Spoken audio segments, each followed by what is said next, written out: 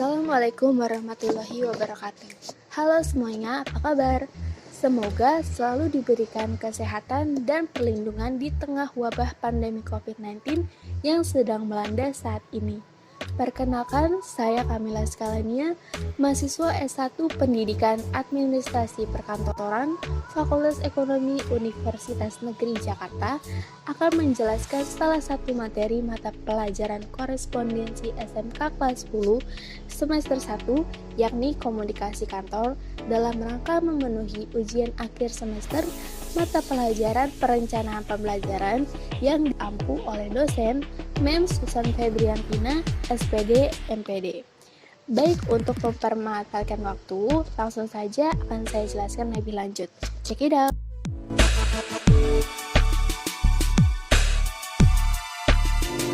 Dengan materi pembelajaran komunikasi kantor, diharapkan siswa dapat menelaah dasar-dasar komunikasi kantor serta melakukan klasifikasi dalam komunikasi kantor.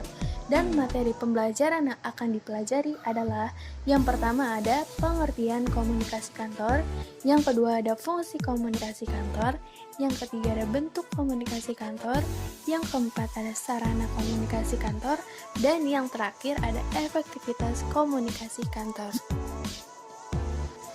Baik, pertama kita akan menjelaskan lebih dahulu tentang arti komunikasi kantor. Namun sebelumnya, kita harus mengetahui apa arti komunikasi itu sendiri.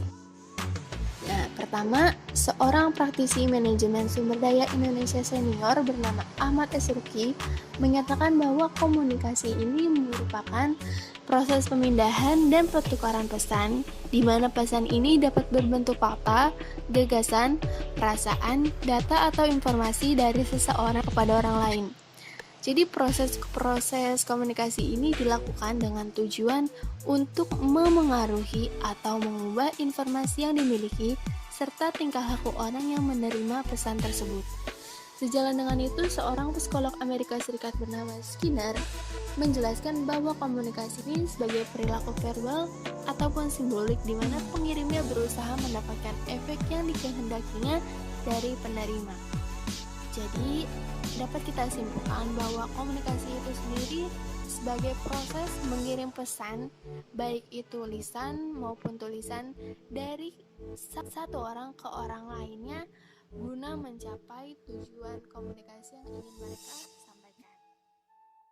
Setelah tadi kita menelaah tentang arti komunikasi itu sendiri, akhirnya kita tahu bahwa komunikasi kantor ini adalah sebuah proses penyampaian berita ataupun informasi dari satu pihak kepada pihak lain yang berlangsung di dalam sebuah perusahaan ataupun kantor. Misalkan komunikasi yang terjadi dalam sebuah divisi, antar divisi, ataupun divisi dengan atasan maupun atasan dengan pihak luar dari perusahaan tersebut yang nantinya akan dijelaskan dalam subbab bentuk-bentuk komunikasi kantor. Fungsi komunikasi kantor. Yang pertama adalah dengan adanya komunikasi kantor ini bisa memberikan motivasi kerja. Kenapa sih? Karena dengan komunikasi di kantor ini bisa memberikan tambahan semangat kerja kepada para karyawan agar tentunya dapat membuat mereka meraih prestasi dan kinerja yang optimal. Terlebih lagi, hal ini akan berimbas positif terhadap pekerjaan yang dilakukan oleh karyawan tersebut. Jadi karyawan akan merasa lebih maksimal dan optimal dalam melakukan pekerjaan kantornya, yang pada akhirnya akan berdampak langsung pada performa kantor. Nah, yang kedua, dengan adanya komunikasi kantor bisa meningkatkan produktivitas.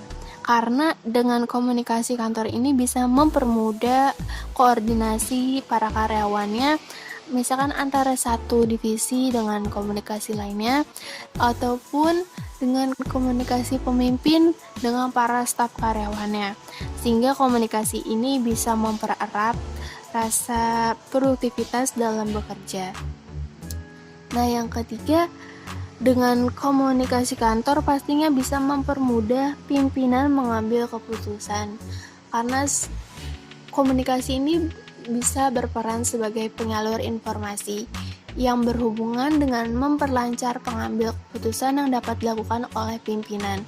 Dengan mentransfer data dan alternatif pilihan yang ada, individu ataupun organisasi akan dengan mudah mengambil keputusan. Semua informasi yang diperoleh dari bawahan akan dijadikan dasar dan panduan dalam setiap pengambilan keputusan, sehingga dampaknya akan bersifat positif terhadap kinerja kantor.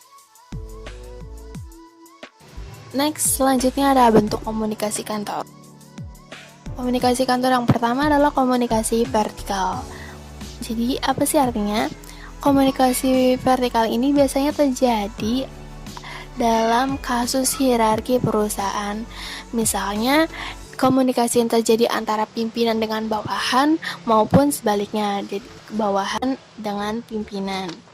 Nah, komunikasi ini memiliki tujuan antara lain bisa memperkuat operasi dan loyalitas karyawan di kantor dengan jalan memberikan kesempatan untuk menanyakan pertanyaan, mengajukan ide ataupun saran tentang jalan operasi perusahaan, maupun memberikan pendapat, saran, ide dari karyawan yang bisa dituju kepada pimpinannya agar operasional dan kinerja yang ada di perusahaan tersebut dapat meningkat.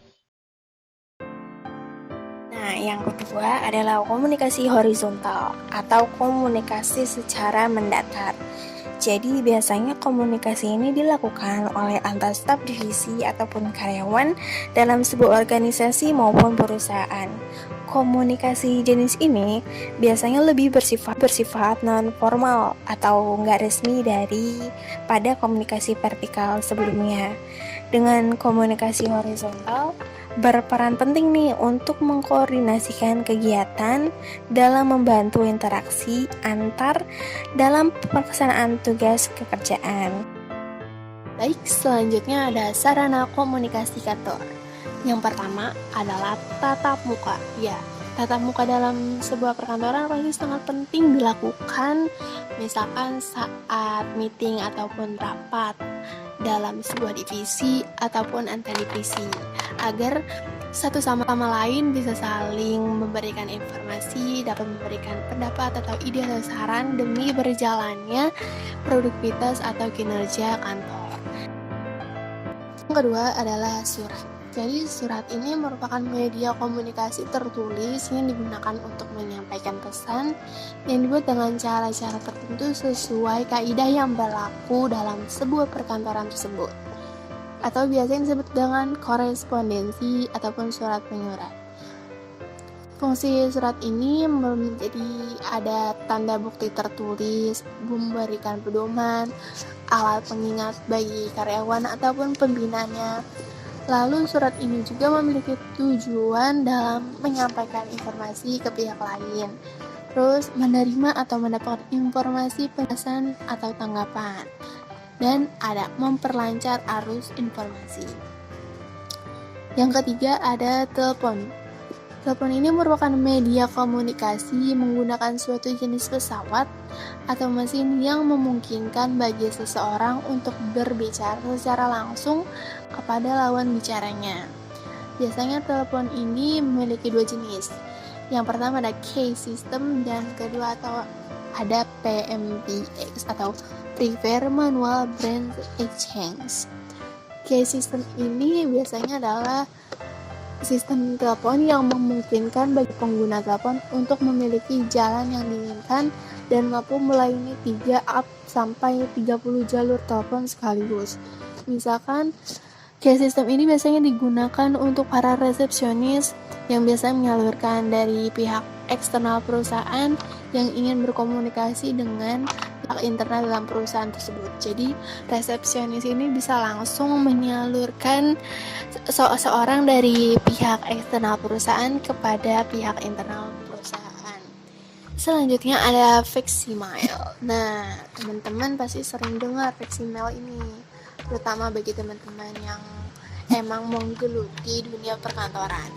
Jadi facsimiles ini merupakan mesin atau pesawat fotokopi jarak jauh yang biasanya digunakan untuk mengirimkan dan menerima salinan informasi yang bisa berupa foto, gambar, dokumen, atau surat secara langsung. Jadi fleksibel ini juga pasti memiliki keuntungan, yakni dapat digunakan untuk mengirim berbagai bentuk naskah atau dokumen dalam bentuk surat, cek, laporan kencangan, foto tanpa merusak naskah aslinya. Terus dalam penggunaannya pun lebih hemat biaya, waktu, ataupun tenaga. Nah, yang terakhir ada email atau electronic mail, yang pastinya sangat familiar bagi industri era digital 4.0 ini. Jadi email ini merupakan suatu proses ataupun cara pengiriman pesan maupun gambar melalui internet. Internet ini merupakan kumpulan luas dari jaringan komputer yang saling bersambung menggunakan jaringan komunikasi yang ada di seluruh dunia. Jadi ketika seorang karyawan dari perusahaan satu mengirimkan sebuah email yang berisi surat, entah itu surat pemberitahuan, misalkan permintaan pembelian atau permintaan pembayaran kepada perusahaan lain, bisa langsung menggunakan email ini yang menggunakan media daring ataupun internet yang nantinya langsung diterima oleh email perusahaan yang ditujunya. Selanjutnya ada efektivitas komunikasi kantor. Jadi efektivitas komunikasi kantor ini bisa diartikan sebagai suatu proses penyampaian pesan yang mampu mencapai tujuan dari isi pesan tersebut dan memberikan umpan balik ataupun reaksi sehingga pesan pun berhasil tersampaikan dan menimbulkan sebuah komunikasi yang efektif. Jadi ketika sebuah perusahaan sudah melaksanakan atau mengimplementasikan komunikasi secara vertikal ataupun horizontal dengan baik, pastinya akan menimbulkan sebuah motivasi ataupun meningkatkan produktivitas dalam perusahaan tersebut. Nah, ketika perusahaan ini memiliki komunikasi yang efektif, pastinya akan mencapai tujuan tersebut. Nah, disinilah titik dalam komunikasi kantor itu disebut sebagai komunikasi yang efektif.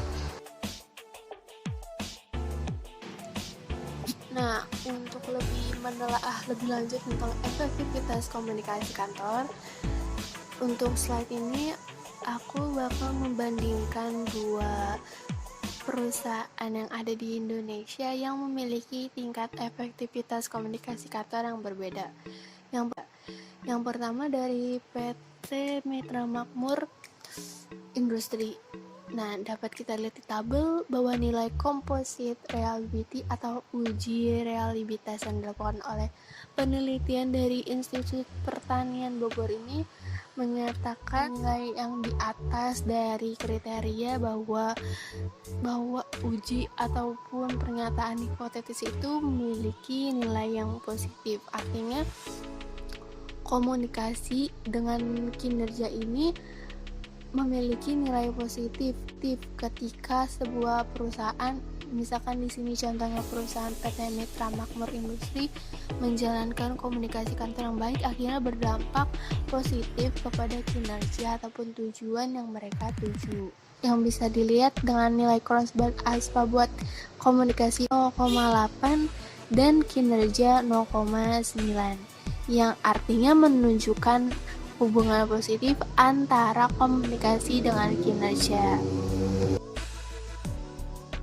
Nah, studi kasus yang kedua dari analisis komunikasi dan kinerja karyawan pada PT Pos Indonesia yang ditulis oleh Ibu Sulistiawati pada tahun 2006 menyatakan kalau PT Pos Indonesia di Sidoarjo khususnya memiliki efektivitas komunikasi kantor yang kurang karena dalam perusahaan tersebut kurang bisa mengkoordinasikan komunikasi yang terjadi, khususnya dalam komunikasi vertikal, karena dalam segi karyawan belum bisa memberikan pendapat ataupun saran dengan berani kepada pimpinannya, sehingga kinerja yang didapatkan dari perusahaan tersebut kurang bisa memberikan hasil yang maksimal karena mungkin kurangnya pendapat ataupun koordinasi satu sama lainnya. Nah, oleh karena itu, komunikasi kantor yang terjadi di PT POS Indonesia memiliki efektivitas komunikasi kantor yang rendah. Nah, sekian pembelajaran kita hari ini tentang komunikasi kantor. Semoga video ini bisa memberikan edukasi dan wawasan lebih lanjut tentang komunikasi kantor buat teman-teman. Nah, terakhir ada kata motivasi dari aku sendiri buat teman-teman yang lagi ngembang diri dalam dunia perkantorannya. Jadi, untuk kalian semua teman-teman SMK di seluruh Indonesia, biar selalu semangat dan sungguh-sungguh dalam membidik panah tujuan kalian di sekolah. Asal kemampuan dan skill kalian dalam segi teori maupun praktek dalam dunia perkantoran. Dan selalu tingkatkan kemampuan kalian hingga mencapai standar yang dibutuhkan industri digital 4.0 saat ini ataupun industri yang akan datang. Mungkin yang tadi saya sampaikan hanya dasar-dasar kecil, tapi penting dalam kehidupan perkantoran saat ini maupun yang akan datang. Masih banyak lagi yang bisa kalian kembangkan. Intinya selalu semangat, selalu ingat tujuan kalian semua dan capai itu semua. Terima kasih semuanya, sampai jumpa.